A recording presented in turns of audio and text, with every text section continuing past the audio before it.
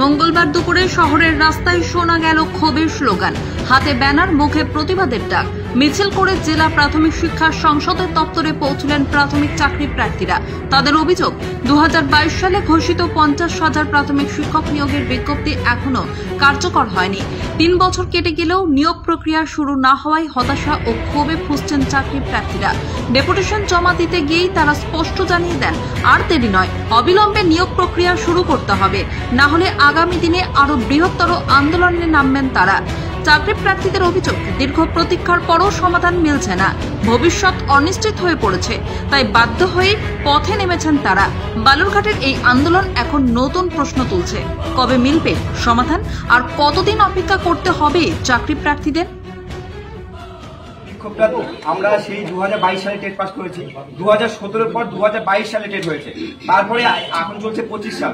কিন্তু অসম সভাপতি বছরের পর বছর শুধু তাল বাহানা, একবার বলছে যে 6 নম্বর কেসের বাহানা, একবার বলছে ওবিসি বাহানা, কিন্তু দিনের পর তিনি শুধু বাহানায় দিয়ে যাচ্ছে, কিন্তু আমাদের কোনো নিয়োগ দিচ্ছেন না, শুধু তাল বাহানা ছাড়া চলছে না। তাই আমরা আজকে যোগ্য জবাব নিতে এসেছি যে আমাদের কবে নিয়োগ দেওয়া হবে।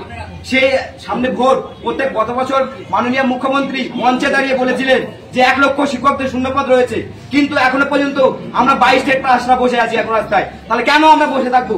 বারবার করে এসএসসি দুর্নীতি, প্রত্যেকটা দুর্নীতির জন্য চাকরি চলে যাচ্ছে, কিন্তু আমাদের যে ওমের সিট আছে, আমরা পরিষ্কার, আমরা পরিচ্ছন্ন, স্বচ্ছ টেট, আমরা সেই স্বচ্ছতার জন্য কি আমাদের নিয়োগ দেওয়া হচ্ছে না?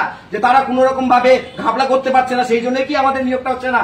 প্রত্যেক বছর এসএসসির জন্য আপনারা দেখেছেন যে 26,000-এর চাকরি চলে গেছে, কারণ কি? সেখানে অনেক ঘাপলা বেরিয়েছে। কিন্তু আমাদের 22 স্টেটদের স্বচ্ছভাবে ওএমআর সিট আছে, প্রত্যেকটা কোশ্চিন পেপার আছে, প্রত্যেকের কাছে আছে, তারপরেও আমাদেরকে নিয়োগ দেওয়া হচ্ছে না।